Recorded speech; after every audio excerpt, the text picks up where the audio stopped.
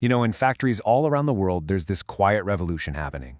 The loud, clunky hardware that has run our assembly lines for decades, it's being replaced by something you can't even see, just pure software. Today, we're going to break down how this invisible shift is about to completely change manufacturing as we know it. And hey, we're not talking about some far-off sci-fi future. The market for this factory control software is projected to hit almost $1 billion. Yeah, $924.4 million by 2028. That's a huge leap. So what exactly is this powerful software, and what's it replacing? Well, to really get what's going on with this software revolution, you first have to understand the invisible engine that's been the heart of our factories for over half a century. Meet the PLC, or the Programmable Logic Controller. Honestly, just think of it as the brain, or maybe the central nervous system of the entire factory. These tough little boxes are the absolute workhorses of automation. They tell robotic arms when to weld, conveyor belts when to start rolling. They make sure every single step happens with split-second timing.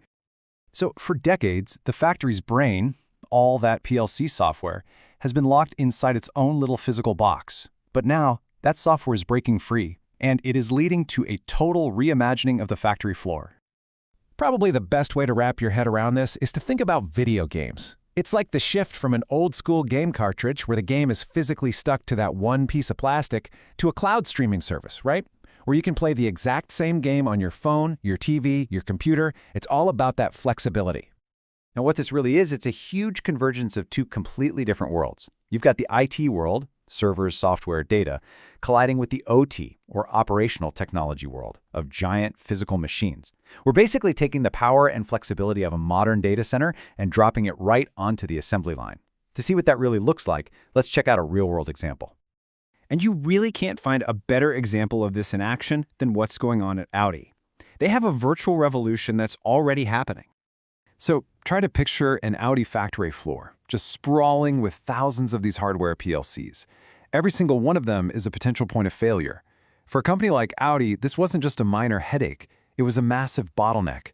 Every time a software update was needed, a technician had to physically go and touch that machine, which meant costly downtime. It was this tangled, inflexible system that was really holding them back. So, Audi decided to do something really radical. They launched this super ambitious project to basically rip out the old system and build a factory control system that was made for the 21st century.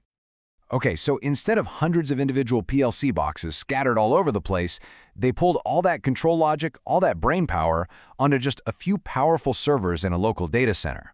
These servers then run virtual versions of those same PLCs, but as pure software. It's a strategy that makes their entire production line way more scalable and a whole lot more secure. Audi's project is amazing. It really shows us what's possible. But getting the rest of the industry to follow their lead, that's not going to be easy. There is a very steep mountain to climb before virtual PLCs become the new normal. This journey to mass adoption, it really is like climbing a mountain. You've got these powerful tailwinds, things like cost savings and flexibility pushing the industry up.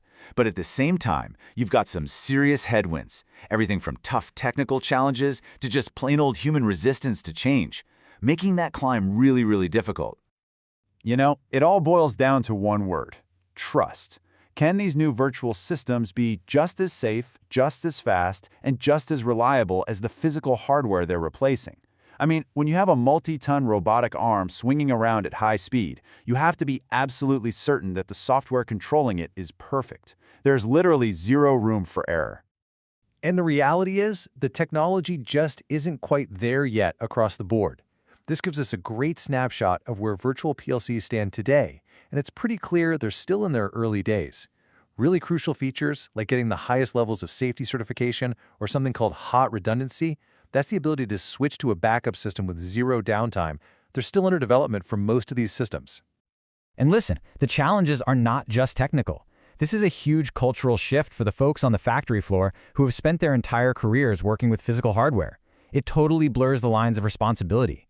Think about it. When a robot just stops working, who do you call? The IT person who manages the server? The network engineer? Or the OT technician who knows that robot inside and out?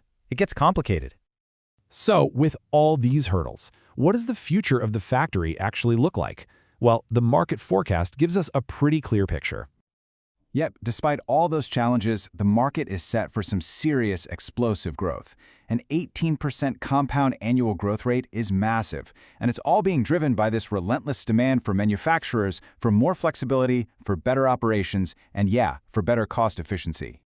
And this quote from an analyst at IoT Analytics really just sums it all up perfectly. Virtual PLCs are not going to completely replace hardware overnight, but they are absolutely on track to grab a major slice of the pie. Just think about that for a second. By 2030, 1 out of every 4 new factory control systems sold could be entirely software-based. Let me tell you, in an industry that is famously slow to change, that is a seismic shift. So the big takeaway here is clear. While the hardware isn't going to disappear by 2030, the factory of the future will absolutely be defined by software. The assembly line is becoming more centralized, more flexible, and ultimately, way more intelligent. And that leaves us with this one fascinating question to chew on. What happens when every factory in the world starts to operate less like a collection of machines and more like a single unified data center? The possibilities there are truly revolutionary.